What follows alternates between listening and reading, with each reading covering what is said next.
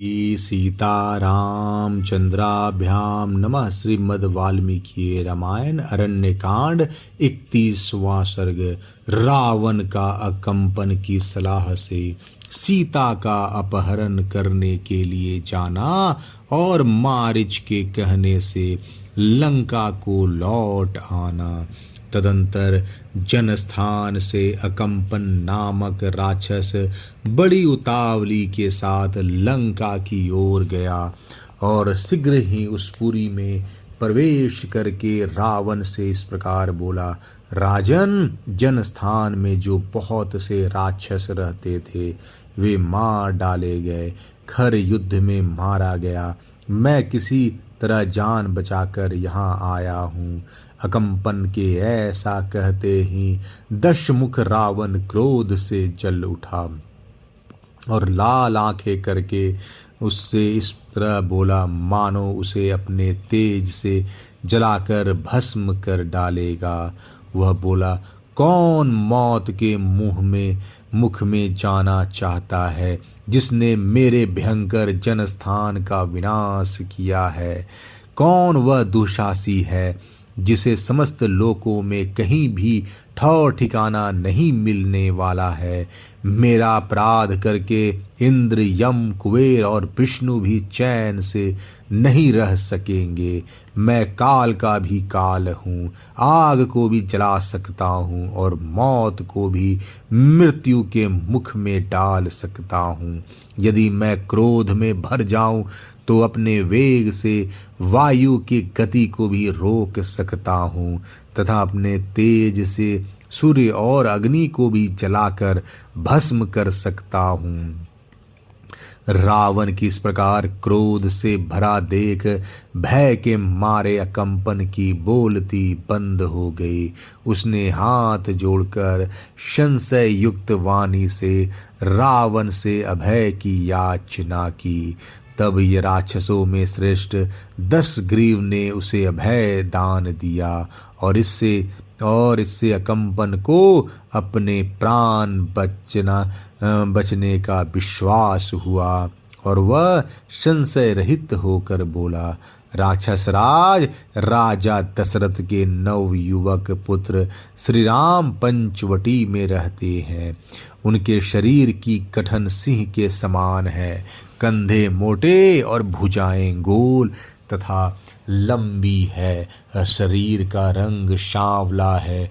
वे बड़े तेजस्वी और यशस्वी दिखाई देते हैं। उनके बल और पराक्रम की कहीं तुलना नहीं है। उन्होंने जनस्थान में रहने वाले खर और दूषण आदि का वध किया है। अकंपन की यह बातें सुनकर राक्षस राज रावण ने नागराज महान सर्प की भांति लंबी सांस खींचकर इस प्रकार कहा। अकंपन, बताओ तो सही, क्या राम संपूर्ण देवताओं तथा देवराज इंद्र के साथ जनस्थान में आए हैं? रावण का यह प्रश्न सुनकर अकंपन ने महात्मा श्री राम के बल और पराक्रम का पुनः इस प्रकार वर्णन किया। लंकेश्वर, जिसका नाम राम है, वे संसार के समस्त धनुधरों में श्रेष्ठ और अत्यंत तेजस्वी है। दिव्यास्त्रों के प्रयोग का जो गुण है उससे भी वह पूर्णतः संपन्न है। युद्ध की कला में तो वे प्रकाष्ठा को पहुँच हुए हैं। श्री राम के साथ उनके छोटे भाई लक्ष्मण भी हैं जो उन्हीं के समान बलवान हैं। उनका मुख पूर्णिमा के चंद्रमा की भांति मनोहर है। उनकी आंखें कुछ कुछ लाल है और स्वर दुदुम्बी के समान गंभीर है। जैसे अग्नि के साथ वायु हो उसी प्रकार अपने भाई के साथ संयुक्त हुए राजाधिराज श्री राम बड़े प्रबल हैं। उन्होंने ही जन स्थान को उजाड़ डाला है। उनके साथ न कोई देवता है न महान मुनि। इस विषय में आप कोई विचार न करे। श्री राम के छोड़े हुए सोने के पांख वाले बाण 5 मुख वाले सर्प बनकर राक्षसों को खा जाते थे। भय से कातर हुए राक्षस जिस जिस मार्ग से भागते थे, वहां वहां से श्री राम को ही अपने सामने खड़ा देखते हैं थे। अनग, इस प्रकार अकेले ही श्री राम ने ही आपके जन स्थान का विनाश किया है। अकंपन की यह बात सुनकर रावण ने कहा, मैं अभी लक्ष्मण सहित राम का वध करने के लिए जनस्थान को जाऊंगा। उसके ऐसा कहने पर अकंपन बोला, राजन, श्री राम का बल और पुरुषार्थ जैसा है, उसका यथावत वर्णन मुझसे सुनिए। महायशस्वी श्री राम यदि कुपित हो जाए तो उन्हें अपने पराक्रम के द्वारा कोई भी काबू में नहीं कर सकता। वे अपने बाणों से भरी हुई नदी के वेग को भी पलट सकते हैं तथा तारा ग्रह और नक्षत्र सहित संपूर्ण आकाश मंडल को पीड़ा दे सकते हैं। वे श्रीमान भगवान राम समुद्र में डूबती हुई पृथ्वी को ऊपर उठा सकते हैं। महासागर की मर्यादा का भेदन करके समस्त लोकों को उसके जल से आप्लावित कर सकते हैं तथा अपने बाणों से समुद्र वेग अथवा वायु को भी नष्ट कर सकते हैं। वे महायशस्वी पुरुषोत्तम अपने पराक्रम से संपूर्ण लोकों का संहार करके पुनः नए सिरे से प्रजा का सृष्टि करने में समर्थ हैं। दशग्रीव जैसे पापी पुरुष स्वर्ग पर अधिकार नहीं प्राप्त कर सकते, उसी प्रकार आप अथवा समस्त राक्षस जगत भी युद्ध में श्री राम को नहीं जीत सकेंगे। मेरी समझ में संपूर्ण देवता और असुर मिलकर भी उनका वध नहीं कर सकते। उनके वध का यह एक उपाय मुझे सूझा है, उसे आप मेरे मुख से एक चित्त होकर सुने। श्री राम की पत्नी सीता संसार की सर्वोत्तम सुंदरी है। उसने यौवन के मध्य में पदार्पण किया है। उसके अंग प्रत्यंग सुंदर और सुडोल है। वह रत्नमय आभूषणों से विभूषित रहती है। सीता संपूर्ण स्त्रियों में एक रत्न है। देव कन्या, गंधर्व कन्या, अप्सरा अथवा नाग कन्या कोई भी रूप में उसकी समानता नहीं कर सकती। फिर मनुष्य जाति की दूसरी कोई नारी उसके समान कैसे हो सकती है। काल वन में जिस किसी भी उपाय से श्री राम को धोखे में डालकर आप उनकी पत्नी का अपहरण कर ले, सीता से बिछुड़ जाने पर श्री राम कदापि जीवित नहीं रहेंगे। राक्षस राज रावण को अकंपन की यह बात पसंद आ गई। उस महाबहु दशग्रीव ने कुछ सोचकर अकंपन से कहा, ठीक है, कल प्रातः काल सारथी के साथ मैं अकेला हो ही जाऊंगा और विदेह कुमारी सीता को प्रसन्नता पूर्वक इस महापुरी में ले आऊंगा।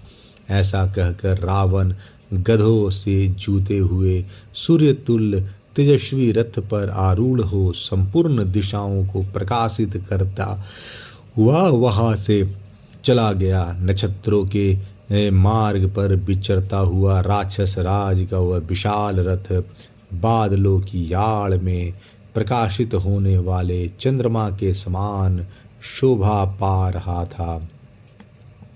कुछ दूर पर स्थित एक आश्रम में जाकर वह ताट का पुत्र मरीचि से मिला। मरीचि ने अलौकिक भज्य भोज अर्पित करके राजा रावण का स्वागत सत्कार किया। आसन और जल आदि के द्वारा स्वयं ही उसका पूजन करके मरीचि ने अर्थयुक्त वाणी में पूछा, राक्षस राज, तुम्हारे राज्य में लोगों की कुशल तो है ना? तुम बड़े उतावली के साथ आ रहे हो, इससे मेरे मन में कुछ खटका हुआ है और समझता हूँ तुम्हारे यहाँ का अच्छा हाल नहीं है। परीक्षित के इस प्रकार पूछने पर बातचीत की कला को जानने वाले महान तेजस्वी रावण ने इस प्रकार कहा, तात, अन्यास ही महान पराक्रम दिखाने वाले श्री राम ने मेरे राज्य की सीमा के रक्षक खरदूषण आदि को मार डाला तथा जो जनस्थान अवध समझा जाता था वहाँ के सारे राक्षसों को उन्होंने युद्ध में मार गिराया। अतः इसका बदला लेने के लिए मैं उनकी स्त्री का अपहरण करना चाहता हूँ। इस कार्य में तुम मेरी सहायता करो। राक्षस राज रावण का यह वचन सुनकर मरीचि बोला, निशाचर शिरोमणे, मित्र के रूप में तुम्हारा वह कौन सा ऐसा शत्रु है जिसने तुम्हें सीता को हर लेने की सलाह दी है? कौन ऐसा पुरुष है जो तुमसे सुख और आदर पाकर भी प्रसन्न नहीं है, अतः तुम्हारी बुराई करना चाहता है? कौन कहता है कि तुम सीता को यहाँ से हर ले आओ? मुझे उसका नाम बताओ। वह कौन है जो समस्त राक्षस जगत का सिंह काट लेना चाहता है? जो इस कार्य में तुम्हें प्रोत्साहन दे रहा है वह तुम्हारा शत्रु है, इसमें संशय नहीं है। वह तुम्हारे हाथों विषधर सर्प के मुख से उसके दांत उखड़वाना चाहता है। राजन, किसने तुम्हें ऐसी खोटी सलाह देकर सुकुमार्ग पर पहुंचाया है? किसने सुखपूर्वक सोते समय तुम्हारे मस्तक पर लात मारी है?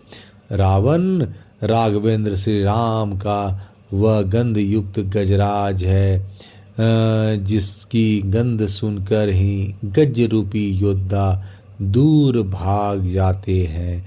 विशुद्ध कुल में जन्म ग्रहण करने ना ही उस राघव रूपी गजराज का शुंड दंड है, प्रताप ही मद है, शिरोल बाहें ही दोनों दांत हैं।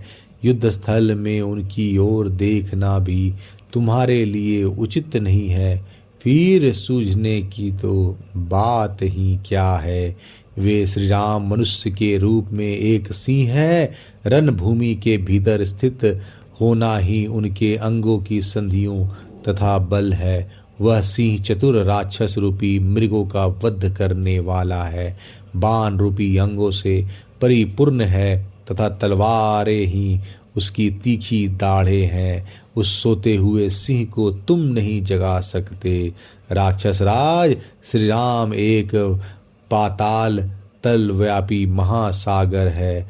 धनुष ही उस समुद्र के भीतर रहने वाले ग्राह हैं और भुजाओं का वेग ही कीचड़ है।